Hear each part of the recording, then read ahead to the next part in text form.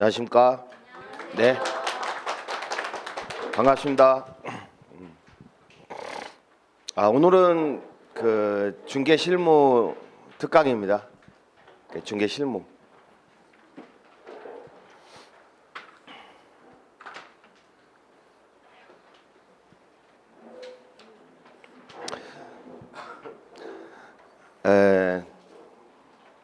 왕십리는 참 인연이 깊은데 제가 서울에 처음 올라와서 그 충청도 고향인데 그 왕십리를 처음 구경했죠. 제가 그 벌써 세월이 한 30몇 년 지난 것 같은데 그 30몇 년 전에 그 한양대학교가 후기대였는데 그때 제가 거기 후기대 법대를 들어갔어요. 그때 왕십리 처음 와봤는데 되게 동네가 후졌더라고요. 주변을 보니까. 근데 지금은 높은 건물도 많이 들어서고 많이 발전했습니다. 그리고 왜 이렇게 집값이나 땅값이 비싼지 아주 강남 못지않게 비싸졌어요. 제가 원래는 그 법과대학 갈 생각이 없었죠. 어릴 때는. 그렇지만 공부하다 보니까 굉장히 궁금해지더라고요. 그래서 민법을 전공을 했고 그리고 IMF 전후로 해서 공인중개사 민법 강의를 시작을 했죠. 그러다 보니까 민법 강의만 한 18년 정도 한 것 같고요. 그리고 민법 강의 하면서 부동산에 관심이 많아서 경매 투자를 많이 했습니다. 그 당시에. 근데 그 당시에는 제가 그때는 좀 잘 나갔거든요. 그러다 보니까 그 강의 수입이 좀 되다 보니까 한 달 월급을 받으면 그냥 집을 하나 샀어요. 경매를 투자해서 낙찰받고 게다가 한 달에 한두 개씩 샀어요. 근데 아니 집값이 왜 이렇게 많이 올라가는지 특히 그 강북구나 성북구는 그 이주 수요 기름뉴타운 이후로 그 이주 수요가 터지니까 이분들이 집을 구하지 못해서 막 의정부까지 이주하고 그러더라고요. 근데 저는 투자 대비 한 2배 정도, 그러니까 실투자금이 뭐 5천 들어갔다, 뭐 실투자금이 1억 들어갔다 그러면 수익이 5천 1억이 되는 거죠. 그 이상으로 수익이 나더라고요. 근데 그 당시에 뭐 빌라나 단독주택 위주로 투자를 했는데 너무 비싸게 파니까 미안해서 제가 조금 착하거든요. 그래서 미안해서 막 수리를 해서 팔았어요. 제가 뭐 별도로 추가로 돈을 받아서 판 게 아니라 그 싱크대가 잘못돼 있구나, 뭐 화장실이 좀 영 시원찮네, 그러면 자진해서 업자들 섭외해서 제가 수리해서 깨끗하게 파니까 잔금 치르러 오셔서 되게 좋아하더라고요. 그 좋아하는 거 보려고 열심히 수리해서 팔고 그랬어요. 그러다 보니까 지금은 뭐가 주된 업종이 되냐면 제가 실내 건축하고 건설업을 주로 하고 있어요. 제가. 그래서 소규모 건축이나 그 실내 건축 디자인 이쪽을 하다 보니까 이쪽에서 돈을 벌어서 학원 적자 까지는 거 메꾸고 그렇게 살고 있습니다. 저희가 그 어쩌다가 민법 강의를 뭐 일주일에 한 3, 4일 정도 하다 보니까 그 망가지는 학원을 인수하게 됐어요. 그래서 예전에 노량진 법학원 본원을 인수를 했고 노량진 법학원 본원을 인수해서 그때 본원 인수하러 갔더니 수강 인원이 7명 앉아 있더라고요. 와, 완전히 망가졌대. 그 큰 학원이. 근데 2년 만에 그 마감 치는 학원으로 키웠고 그러다 보니까 뭐 노량진, 안산, 뭐 왕십리까지도 또 부산이 어렵다고 하셔서 또 제가 또 인수해드렸고, 어렵다는 학원은 제가 직영으로 다 인수를 해드렸어요. 그래서 성장을 시키고 해오고 있는 겁니다. 근데 사실 학원 사업은 별로 하고 싶지는 않은데, 왜냐하면 돈이 안 되니까. 그 노량진 같은 경우도 그 건물주가 바뀌었는데 그 상가 건물 임대차 보호법에 적용 범위 바뀌잖아요. 바뀌다 보니까 계약 기간 끝나면 2배씩 올려야 되는데 환장하겠더라고. 그 보증금이나 임대료를. 그러다 보니까 남는 게 없죠. 그래서 그냥 보람으로 그 좋은 분들 만나는 걸 기쁨으로 생각하면서 이런 것들을 운영하고 있는데, 진짜 교육 사업을 하다 보니까 특히 중개사 합격하시고 제가 건국대학교에서 건축 강의를 하고 있잖아요. 건축 강의도 하고 토지 강의도 하고 있는데 그쪽으로 좋으신 분들이 많이 오시더라고요. 그래서 평생 동지들도 얻게 되고 참 즐겁습니다. 제가 여기 그때 졸업할 때 그 법대 졸업생이 180명인가 그랬는데 그때 사법시험 합격생들이 많아요. 한 100명 넘게 사시 합격한 것 같아요. 그 판검사하고 변호사하고 막 그러더라고요. 근데 180명 졸업생 중에 제가 잠자다가 졸업생 중에 내가 제일 잘 나가는 것 같은데 이런. 그러니까 자본주의 사회에서는 판검사 변호사보다는 그 사업적으로 성공하는 게 더 중요하잖아요. 그러다 보니까 역시 부동산을 연구하니까 그 좀 안정적으로 그 사업을 영위할 수 있구나, 그런 생각이 들었습니다. 뭐 여러 가지 뭐 드릴 말씀들은 많지만 오늘은 그 중개 실무를 하면서 사실 제가 지금 속초에서도 그 테르밤이라고 검색하면 속초 테르밤 그 테라스하우스를 분양하고 있는데 제가 분양하고 있거든요. 근데 테라스 이런 분양단지 그 주변에 그 중개사무소를 제가 직영하고 막 그래요. 직영. 그러다 보니까 그 중개사고나 중개사고의 유형들을 많이 제가 직접 경험이나 간접 경험 이런 것들을 많이 알게 됐어요.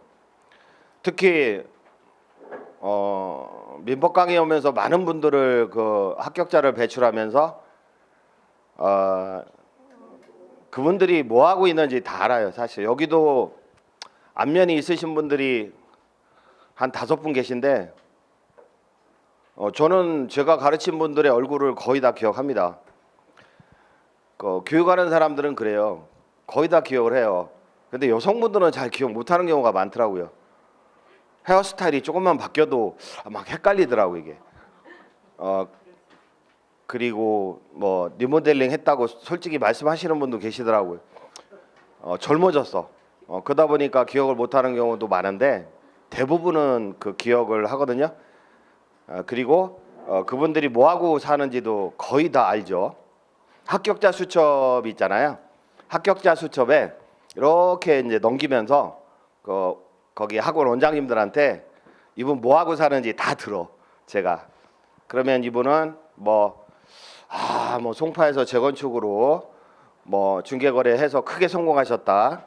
뭐 빌딩을 몇 개 샀다고 하더라. 그러면 아이고 옛날에 학원 다닐 때는 딸 둘 키면서 고시원에서 살았는데 정말 힘들게 살았는데 이걸 제가 또 생각을 하죠. 또 어떤 분들은 뭐 경매 투자 열심히 해서 떼돈 벌고 지금은 교도소에 가 있다 하더라. 뭐 이렇게 그런 얘기도 들리고, 또 재건축 전에 조 누구라고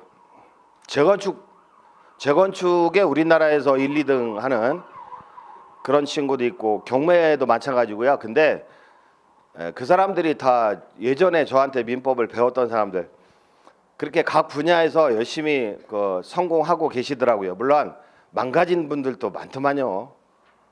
잘못돼서. 그래서 망가지고 뭐 성공하고 이런 사례들을 많이 겪다 보니까 그런 사례들을 제가 해서 부동산 계약서 작성 사례집이라는 책을 냈었는데 한 3판 4판까지 찍다가 지금은 절판이 됐는데 아마 개정판을 낼 시간이 없어서 나중에 그 책이 나오면 소개를 해드릴게요. 왜냐하면 잘 나갈 때는 안 찾아오거든. 잘 나갈 때는 전화 한 통 없다가 사고 나면 찾아오셔. 어떻게 해야 된대요 하면서 그러면 그런 사례들을 제가 책으로 다 표현을 했어요. 그래서 그 책을 냈었는데 엄청 잘 팔리더라고요. 근데 지금 막 시간이 없어서 다시 개정판 안 낸 지가 몇 년 됐어요. 근데 이번에는 한번 내볼까 하고 그리고 그 책에 실려 있는 내용 중에 좀 핵심 부분을 제가 프린트로 정리해서 좀 해왔거든요. 근데 이 프린트는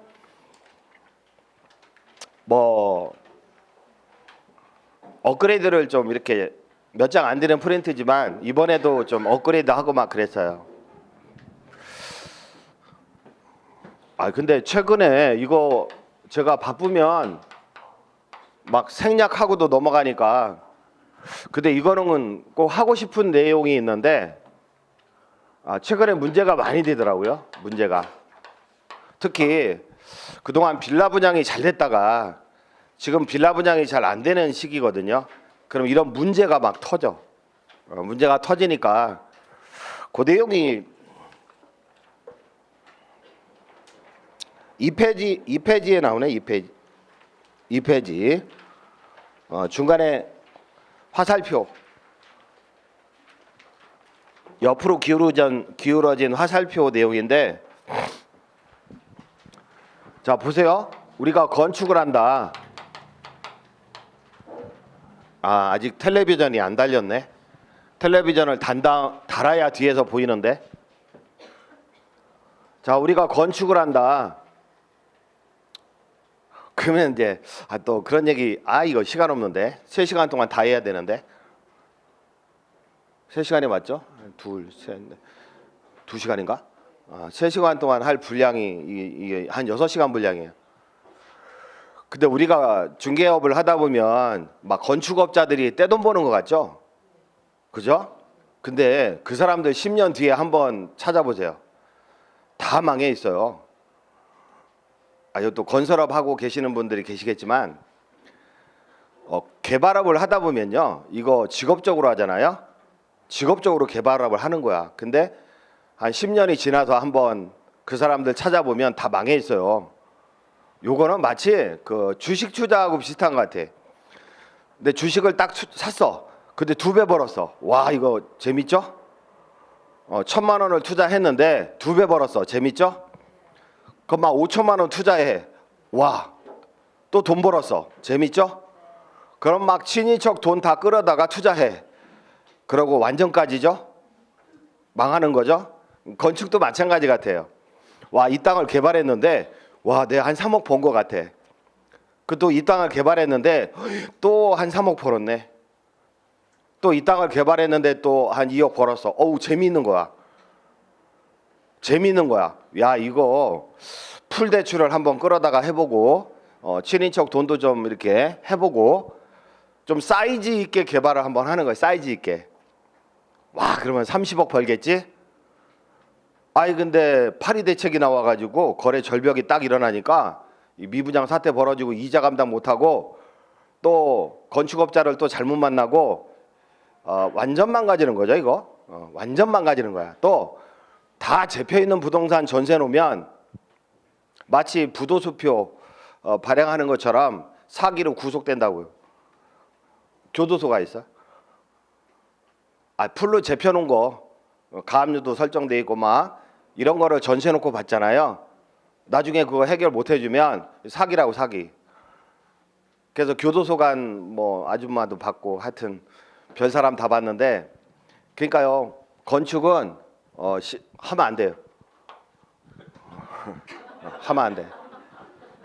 제가 건대에서 건축 강의를 하는데 건축 강의 하면서 이 건축을 하면 떼돈 법니다 이 강의가 아니에요. 건축하면 망합니다. 이 강의예요. 항상 저는 망하는 강의를 합니다. 요게 이제 대지입니다. 대지. 근데 갑이 소유하고 있는 거죠. 갑이. 근데 보통 저당권, 그러니까 은행으로부터 건축비 대출을 받는 거죠. 그죠? 그러면 나대지의 저당권입니다. 은행으로부터 건축비 대출을 받아요. 예컨대 건축비 10억을 받았어요. 첫 번째죠. 그 다음에 건축을 하죠. 이제 건축을 합니다. 그래서 8세대가 나왔다. 8세대가 이제 빌라 8세대를 지었어요. 두 번째죠. 이게 준공이 났어요. 그러면 보존 등기를 하게 되는데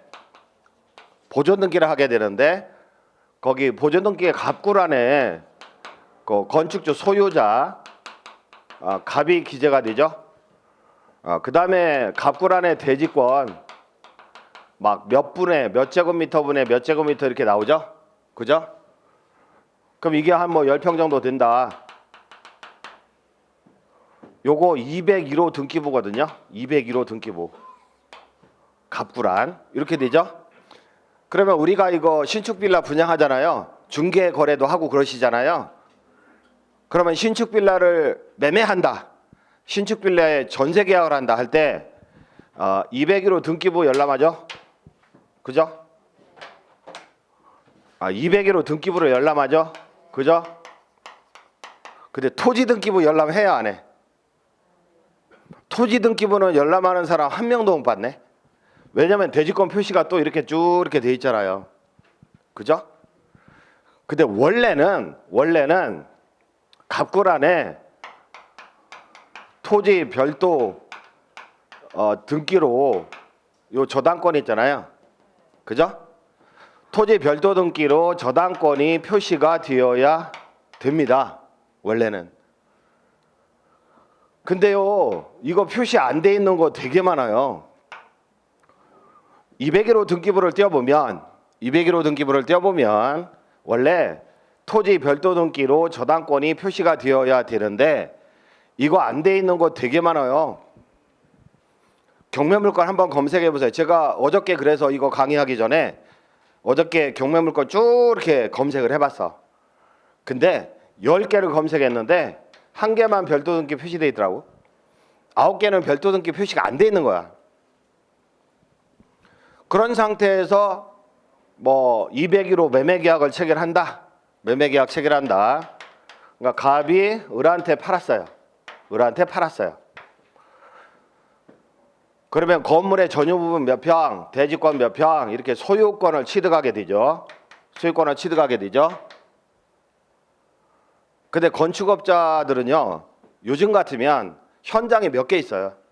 현장이 몇 개 있는데 분양도 안 되고 하니까 싹 날려버려요. 에라 모르겠다. 싹 날려버려. 그러면 저당권이 실행되겠죠? 은행 저당권이 실행돼서 다른 사람이 낙찰을 받게 되면 요 대지권은 지워집니다. 이렇게. 대지권 소멸한다고요. 이해 됐어요? 안 됐어요? 왜냐하면 최선순위 저당권에 이거 저당권을 침해할 수는 없어. 나중에 들어온 이해관계인 매수인 201호 매수인 나중에 들어온 이해관계인이 이 저당권자를 침해할 수 있어요? 해할 수 있어요? 못해요. 못한다고. 그냥 경매 신청합니다. 그럼 이 땅은 정한테 낙찰이 되게 됩니다. 그러면 대지권이 소멸하게 되죠. 껍데기 소유권을 갖게 되는 거예요. 건물만 소유하게 돼요. 201호. 자, 그런 상태에서 이 사람은 자 나대지 저당권이었죠. 그러면 나대지 소유권을 취득한다고요. 재편목은 그대로 승계 취득한다고. 경매는 승계 취득이거든. 승계 취득. 그러면 전 주인의 경매도 승계 취득이에요. 재편목은 그대로 취득해요. 그러면 나대지는 토지의 사용 수익권자거든요. 내가 토지의 사용 수익권자인데 너 누구니? 하고 201호 소유자한테 건물의 철거를 청구할 수 있어 없어요? 있죠. 법정상권 인정이 안 돼요. 그러니까 빌라 분양 잘못했다가 큰일 납니다. 근데 공인중개사는 알 길이 없는데 누가 알려주는 사람도 없고 그러다 보니까 요게 요즘 문제가 되더라고요. 큰일 났어요 하면서 나오더라고요. 그래서 거기 2페이지 중간에 뭐 화살표 쳐준 부분이 있죠. 대지권의 등기가 이루어지기 전에, 그죠? 대지권의 등기가 이루어지기 전에 구분 건물의 대지에 이미 저당권이 설정됐고 나중에 밑줄 친 거 대지에 대한 저당권이 실행돼 버렸어. 그러면 밑줄 친 거 대지권의 등기 말소돼 버려요. 말소. 중개 사고죠 이거. 그다음에 뭐 여러 가지 내용이 있지만 한 두 가지만 먼저 말씀드리고 순서대로 볼게요. 마지막 7페이지 그림.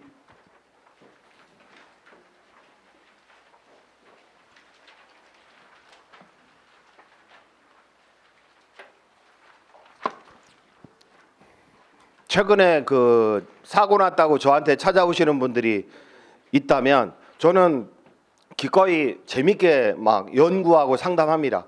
제가 알고 있는 거 말씀드리고 새로운 판례 이거 새로운 사례인데 그러면 법령이나 판례 찾아보고 막 그러거든요. 그러다 보니까 친구 변호사들도 저한테 물어봐요. 부동산에 가는 거는 재밌더라고. 근데 그런 사례들이 모여서 나중에 책으로 나오니까 부담 없이 물어보시면 돼. 부담 없이. 언제? 사고 나면.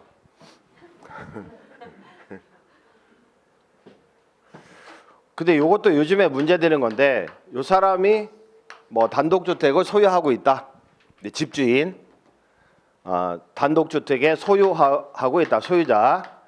그 다음에 임대인 그 임차인입니다. 임차인. 뭐 임차인이 이 집에 6명 있어. 6명. 근데 6명 중에 1명. 6명 중에 1명이 을입니다. 만약에 보증금이 1억이다. 보증금이 1억이다. 그러면 존속기간 만료 후 내 보증금 1억 주세요 하고 주장하시는 보증금만한 채권자죠. 그죠?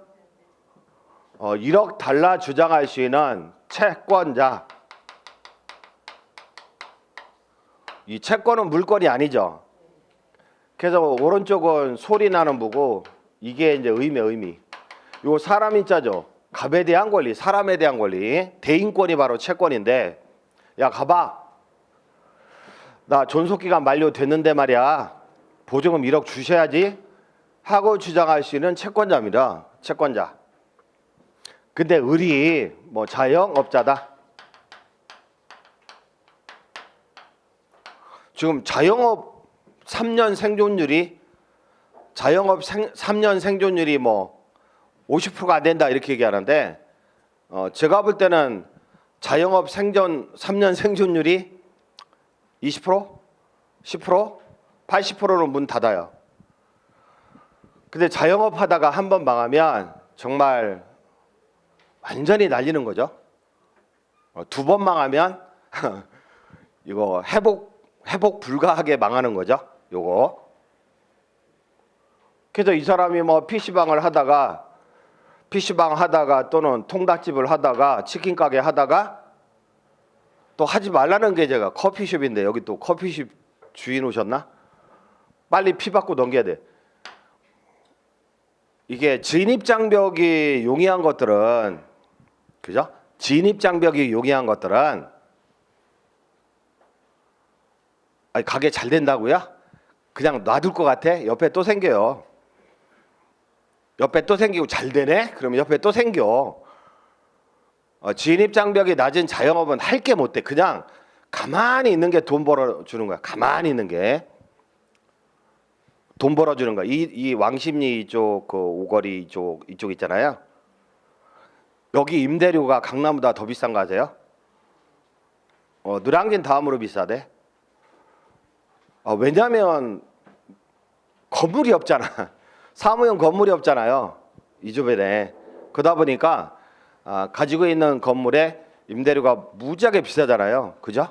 여기는 또 국가 거니까 국가 거니까 제가 공매로 막 딱 들어간 거지만 부동산 알면 돈 벌죠. 그래서 이거 하지 말라고. 근데 망했어요. 망했어. 근데 망할 때는요. 그냥 손들어 버리면 좋은데 초장에 날려버려야 되는데, 제가 건축하다가 문제가 생기면 초장에 날려버려라 항상 얘기하는데 5년 10년 속 썩지 말고 1, 2년 차에 그냥 손 들어버려라 막 그렇게 얘기하는데, 보통 그렇게 하는 사람은 드물어요. 그래도 병이 또 채권자입니다. 캐피탈. 요즘 TV에서 뭐 돈 꿔가라고 광고 엄청 하잖아요. 캐피탈이나 이금, 러시앤 뭐 캐시 뭐 이런 이상한 캐피탈. 돈을 꿔다가 직원들 월급 주고 막 그러잖아요. 그죠? 돈을 꿔다가 직원들 월급 줘. 근데 임차인이 재산이 없어. 망했는데. 재산이 없어. 재산이 없어요? 있어요? 있죠. 1억 원.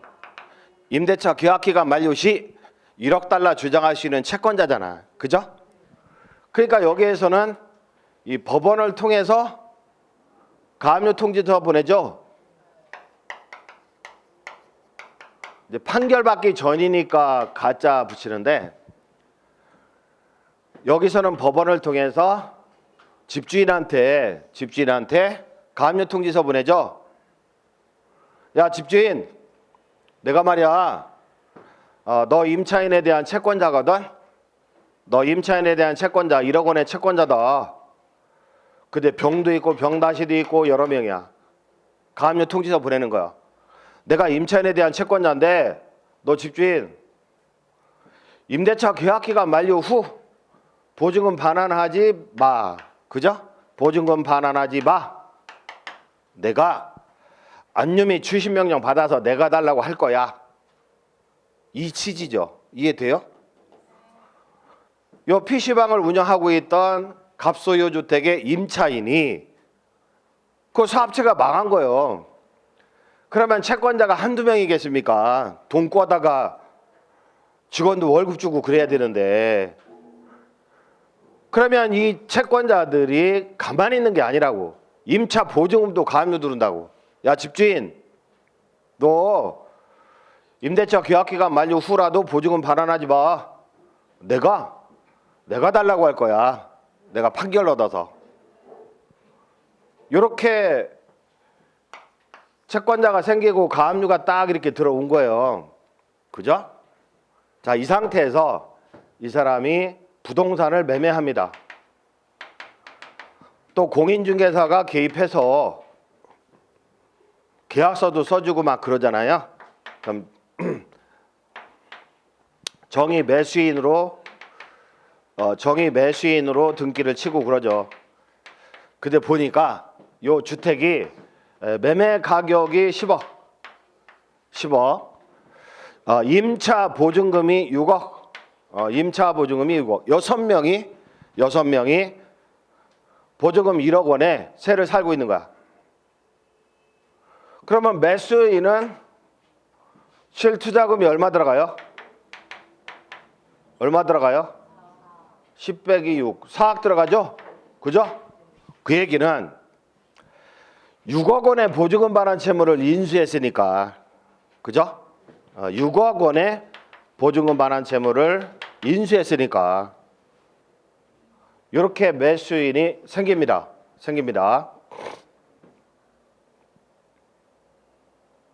근데 임차인이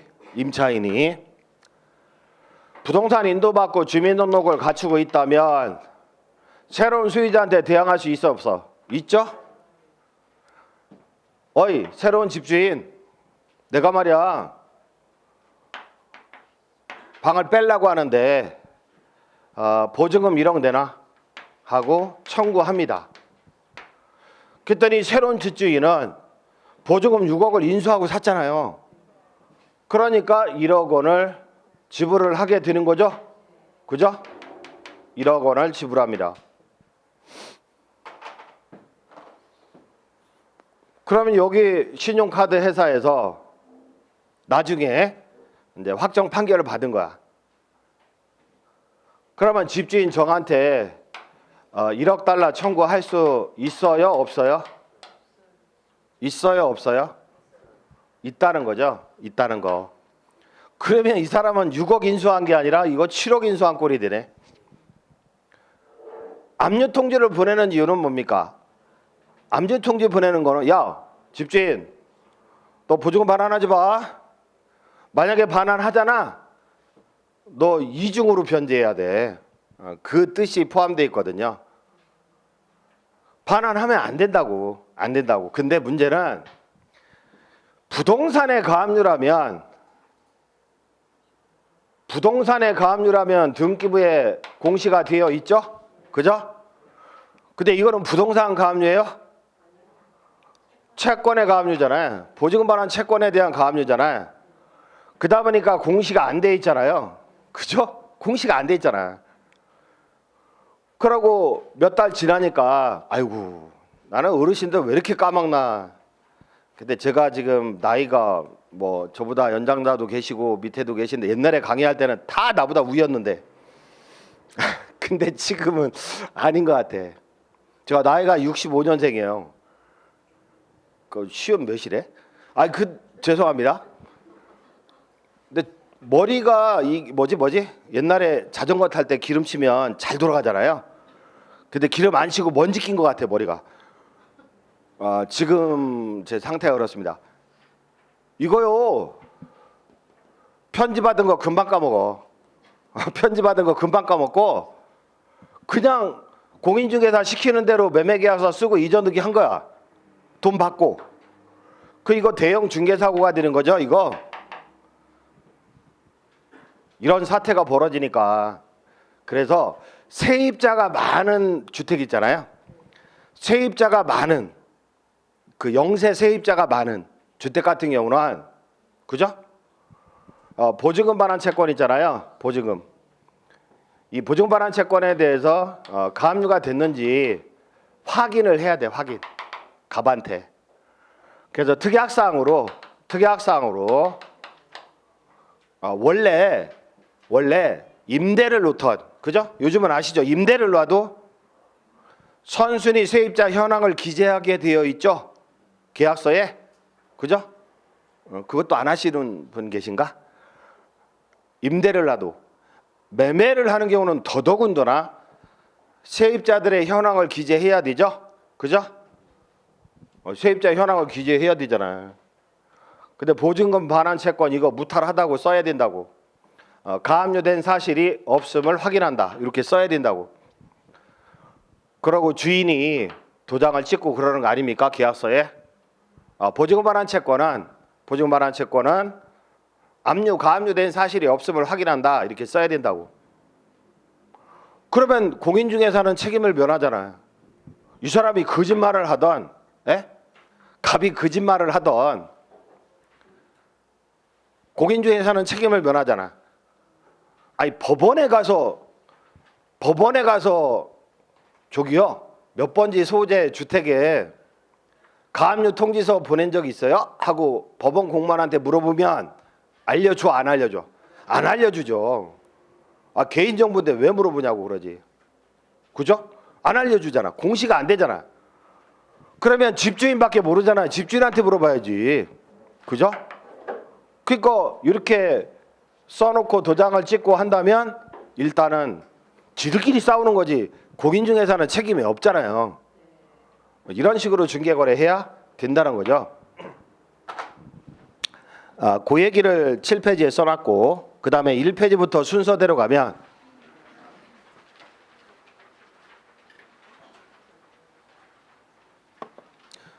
10년 동안 중개업을 해서 돈을 많이 벌었다. 근데 돈을 많이 벌면 뭐야? 한 방에 날아가는데 참. 근데 꼭 합의하라고 이제 합의하라고. 그죠? 판사가 조정을 권유하잖아요. 근데 꼭 합의하래. 뭘 합의하는데 했더니 만약에 3억 원의 피해가 생겼다. 그러면 양 당사자하고 공인중개사하고 나눠서 분담해라. 뭐 이런 식으로. 그러니까 중개사가 1억을 배상을 해야 되는 그렇게 되는 거라고요. 근데 1억 배상하는 건 괜찮은데 얼마나 속을 썩냐고. 미치고 환장하는 거지.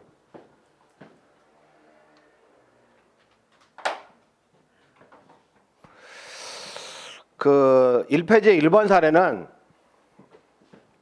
전에는 굉장히 많이 문제됐어요. 이게 근저당하고 포괄근저당 있잖아요. 포괄근저당. 예전에는 우리은행의 저당권, KB국민은행의 저당권, 등기부 보니까 근저당 이렇게 3개 써 있네. 등기부 보니까. 근데 예전에는 몇 년 전, 한 2, 3년 전만 해도 KB든 뭐 국민은행이든 우리은행이든 하여튼 간에 100% 포괄근저당이었어요. 근저당 3글자만 있어도 이거는 무조건 포괄근저당이었어요.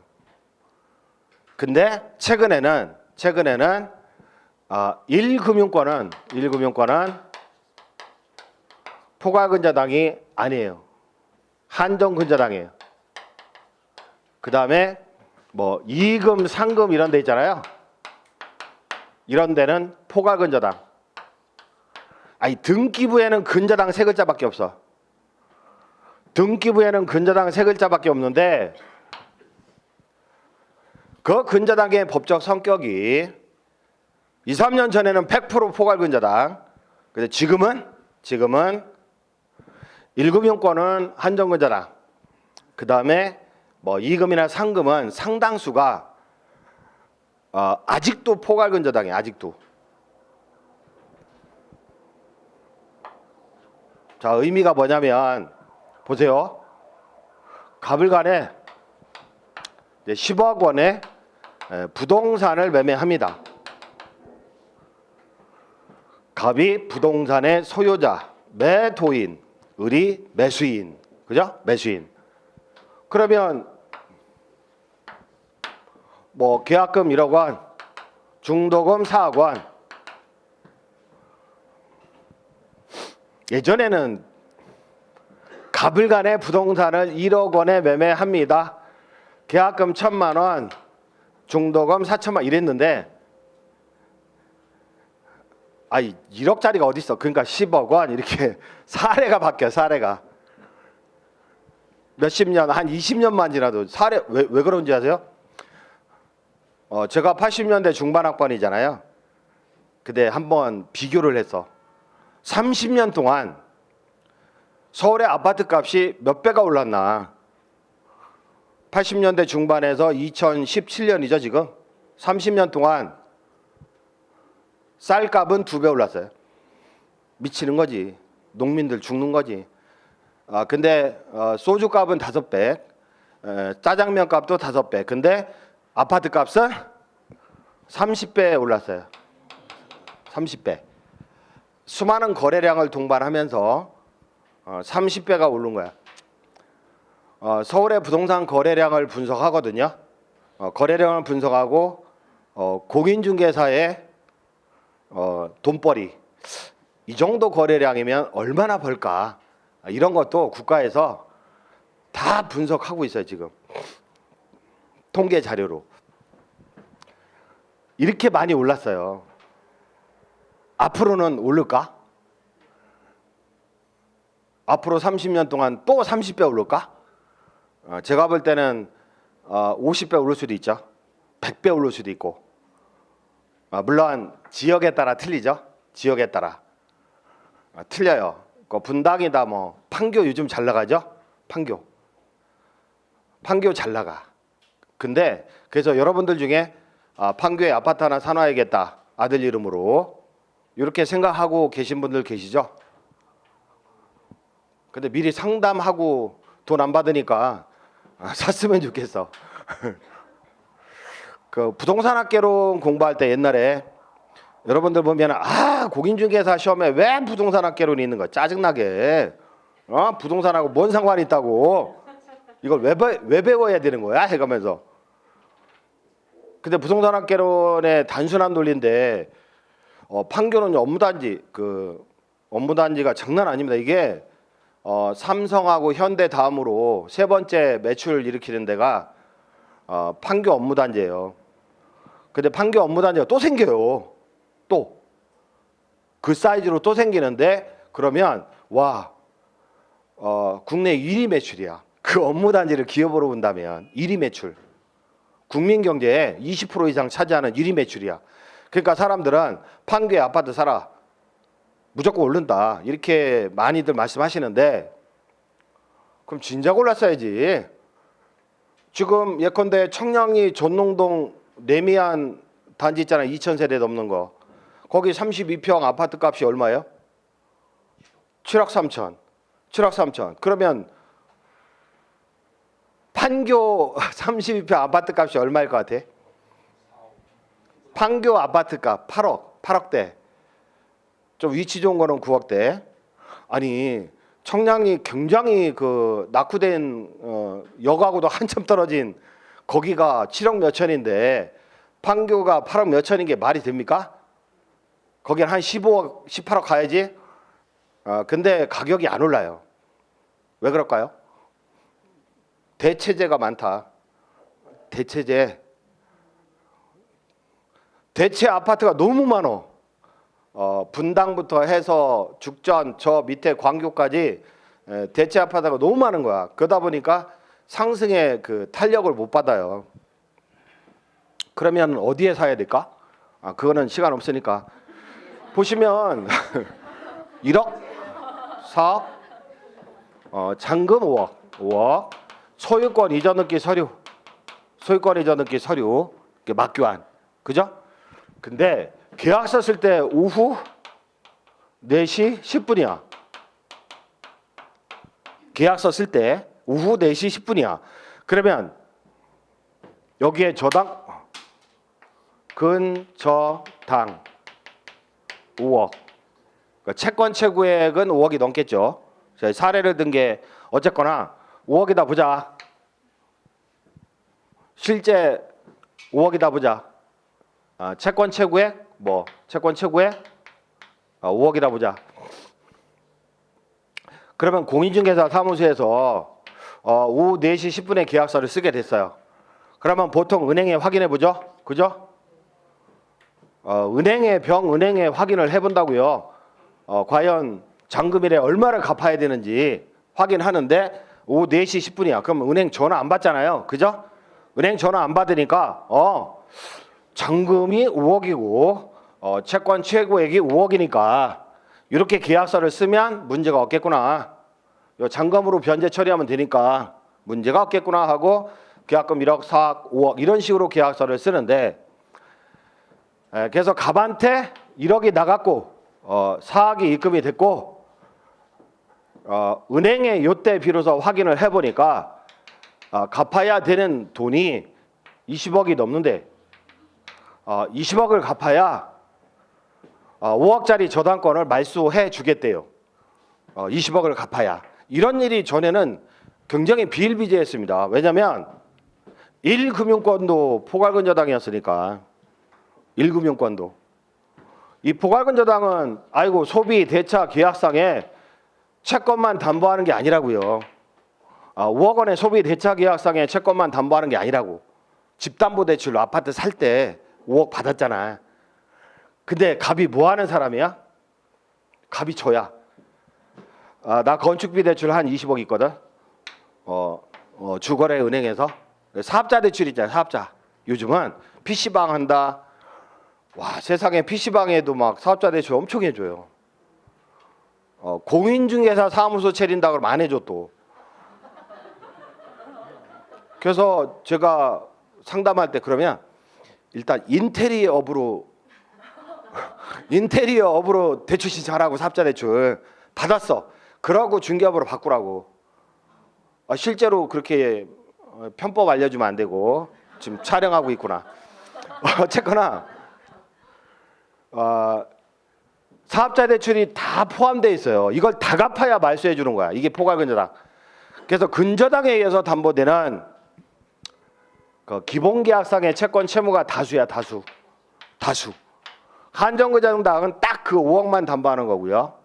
이해되시죠? 근데 이게 만약에 우리은행이나 KB나 이런 데는 국가에서 하도 뭐라고 하니까 다 그 기존의 것도 한정근저당으로 바꿨어요. 근데 이금 상금이야 얘가. 그러면 거의 100% 포괄근저당. 그러면 이거는 답이 없어요. 20억 갚으라는데 어떡할 거야? 이거 대형 중개사고예요 이거는. 그래서 이런 경우는 아이고 오후 4시 10분 은행 전화도 안 받아. 그러면 계약금은 한 뭐 2천 정도 걸고, 그죠? 계약금은 또 이길 날 은행 확인을 거쳐서 8천을 입금을 한다. 뭐 이런 식으로 해야 된다고. 만약에 그 다음 날 확인을 했는데 막 20억 갚으라는 거야. 그럼 갑한테 2천 달라고 하면 갑은 2천 줘 안 줘? 안 주겠죠? 그죠? 떡 싸면 내가 중개업할 때는 항상 위험을 감수하고 해야 돼요. 내가 뭐 떡 싸먹은 거로 치지 뭐 그 금액만 주라고. 싫으면 공인중개사가 보관을 하라고요. 싫으면. 확인이 안 돼 있잖아요. 더군다나 1급은 괜찮은데 지금은 이게 2금, 3금이다 그러면 이거는 포괄근저당으로 가요. 넘어가도 돼? 이해돼요? 예. 그 다음에